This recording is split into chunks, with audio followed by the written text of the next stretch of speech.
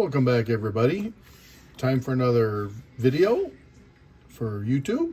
This is Mark's Sports Card Channel, and I just got back after a long weekend up in Wisconsin Dells for the card show, and I got a few stacks of stuff I picked up over the weekend. Overall, the show was, for me, was really good. I sold some big dollar stuff, spent some money picking up a few things, and had one big kind of trade and cash deal, and I will kind of highlight that when I get closer toward the end here.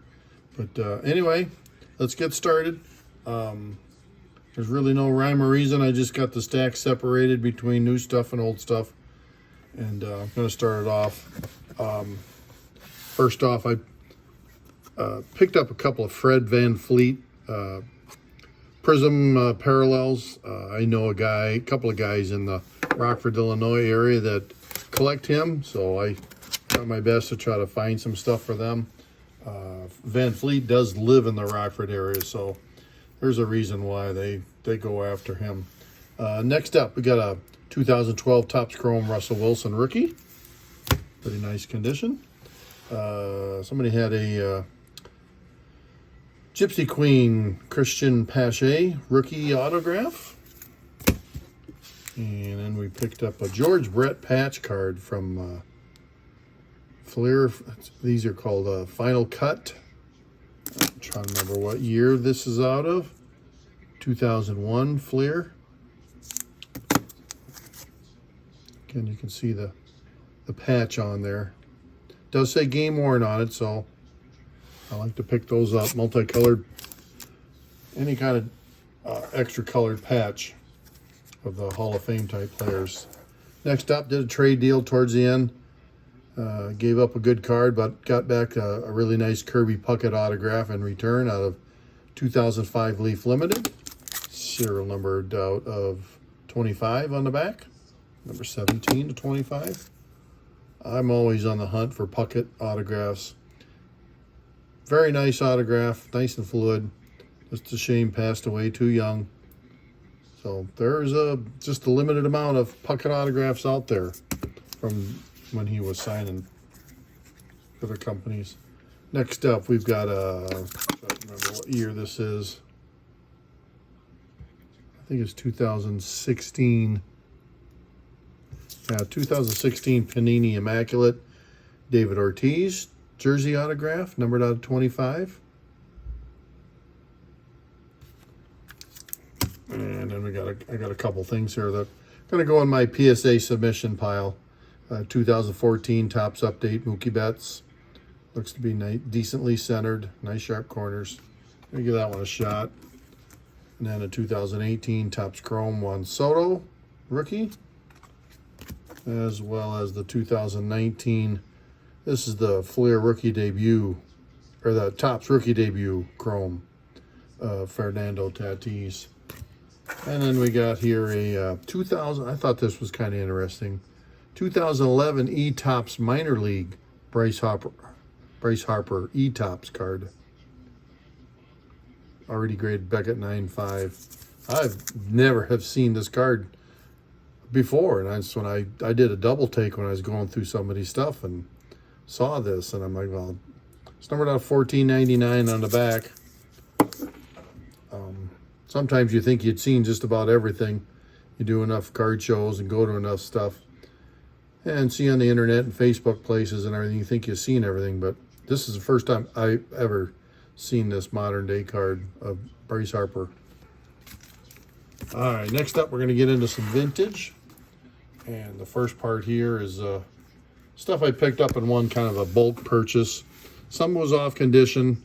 I'm going to move those pretty quickly. Not really show them in the picture, but this is the better ones that were in decent condition that I'm going to kind of hang on to for a little while. Got a 67 Willie Stargell and a couple of 1967 Steve Carltons. I've always liked the 1967 design and everything. It's amazing. You just do a plain design. Sometimes looks the cleanest, the best. So 2 Carltons, and then a 67 Eddie Matthews. Actually has him with the Astros, which towards the end of his career. Then we got a 1970 Tops Karl Strimski. It's got a little blemish mark or something on here, so I don't know how long I hold on to this, but boy, it had nice good corners on it. No creases, wrinkles. Just that one little flaw. Really clean back. 1971 Tops Johnny Bench. Again, this, I like picking up 71s when they're clean. The corners and edges don't show hardly any white on them, because this is a tough year condition-wise. So, again, the bench, and then a fairly decent Reggie Jackson. So, this would be Jackson's third-year card. Rookie is in 69 and 77. This is 71. So, all right, next up is kind of a deal I did. My biggest deal for the weekend. It was a trade and cash deal, but I think I came out. Oh, I got one more here that's not part of the deal. This wasn't part of the deal. Picked up a 61 Tops AL batting leaders. No big stars on the card or whatever, but it's graded a PSA 7. I like picking up decent stuff in this kind of grade level because you just don't run across them that often.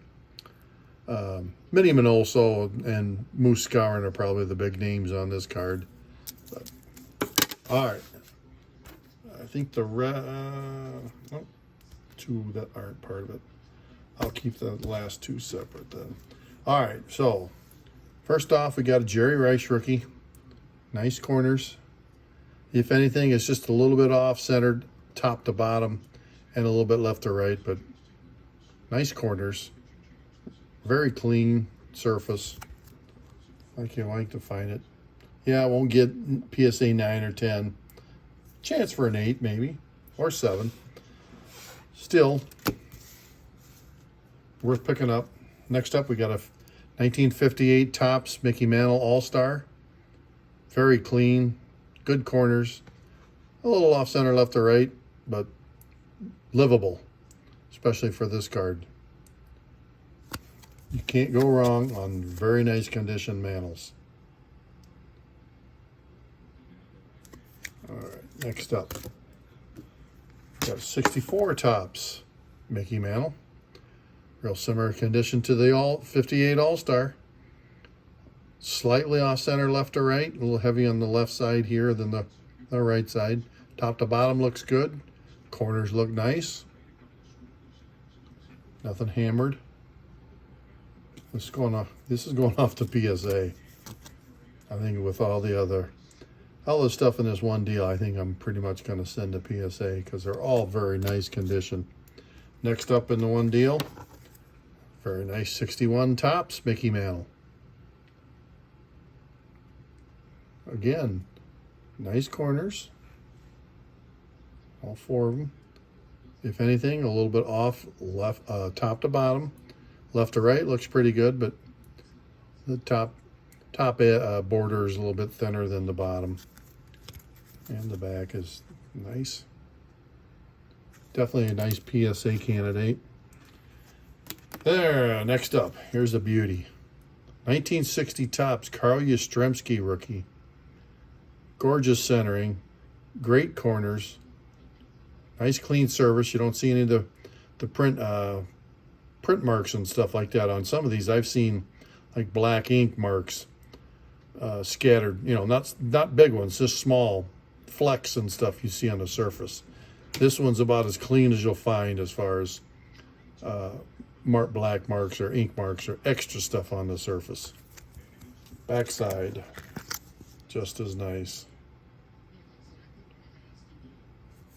That's got a real good chance for high grade with PSA. Next, another beauty. How about a 55 Tops Koufax rookie?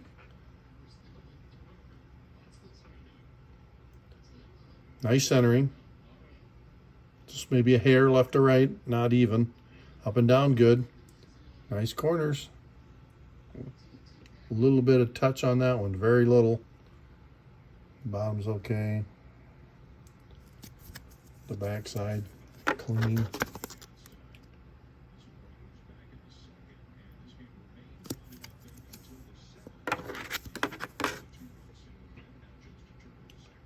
Great color. Good focus on that. That's a nice card. Next up, got a 53 Bowman color Wee Reese. I was amazed when I saw this thing. I'm like, I've never seen this card this clean a surface. Everyone I've seen before has had some kind of a either corner ding or rough surface or wrinkle or something wrong with it. This one is basically, all you can complain about is that it's not perfectly centered 50-50 on the top to bottom or the left to right, but everything else on this thing just sparkles. Even the back is nice. That's another one that's, I hope that thing does well with PSA, because that's a big dollar card. And the big acquisition on the trade deal I made, we've got a 56 Tops Mickey Mantle and a PSA 7. Not really much needs to be said about this card. PSA 7 on this card. This is a big. I checked the comps on this. We're talking over $7 grand for something like this.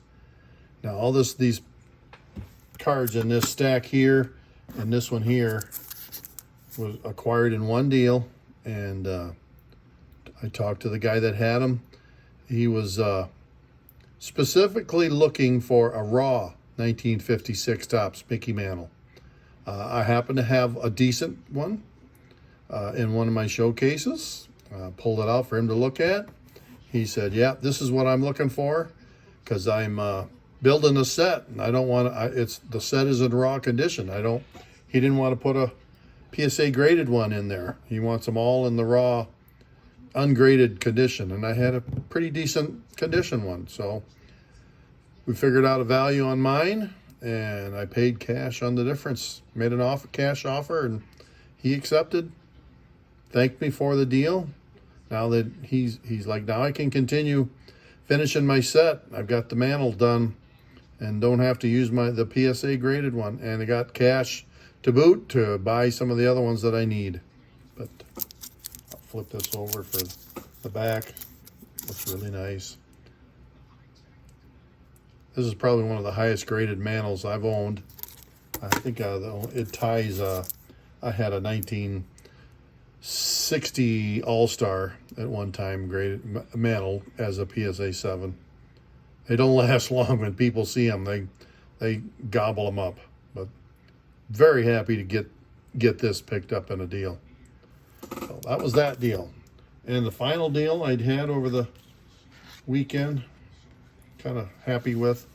Picked up a fairly decent 54 Tops Ernie Banks rookie. No creases, no wrinkles, decent corners on it.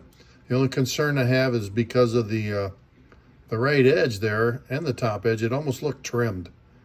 But I pulled out a common 54 Tops card I had in my box and kind of measured it, and it matched even up with a random common. So it's just off center. So I can live with the off centering. This doesn't have any wrinkles or creases on it. Good clean surface. Just the centering is the only issue on it. Back is just as clean as others that I've had. It does have a little bit of looks to be like an angled cut when you see it on the back. The front, it's not noticeable as much because there's really not much for borders there. But it's a Banks rookie. That's all you really need. The last card in that deal I made there is a 48 Bowman Stan Musial rookie. Another card. Hard to pick up, hard to find them clean or really not beat up. It's got a little bit of a stain on the lower left area there, as you see. But I've had other 54s or 48 Bowmans. Got some PSA graded ones. Never had the Musial before, so had a chance to buy it. I bought the Banks and the Musial together. But looked really nice. Anyway, that's it for my pickups. Sometimes when I have some pretty good sales, I don't mind spending money back, picking up some unique stuff, and I I think the Musial and the Banks, and especially this 56 Mantle, could understand why I'm pretty happy with the show. Their next show is coming to be next May in 2022. I've already signed up to go back. Just not sure on what weekend it's going to be just yet, but I've already told the people that put the show on that I will definitely be back no matter what weekend it is in. Anyway, that's it for my wrap up. Hope you hope to see some of you people on the show. I got a big show coming up in Chicago in a couple more weeks on Labor Day weekend, the Sports Spectacular. I wasn't able to make it to the National, couldn't get a booth, so I'm making up for it with doing a few of the not the big huge shows, but the Dell show is 200. That was over 200 tables. I'd expect Chicago to be that big, if not bigger, for the Sports Spectacular. Even if it being a month from the National, it's not many chances to get to big shows like this. So anyway, thanks for watching. Subscribe, hit the button, like, share with your friends, and talk to you later. Bye now.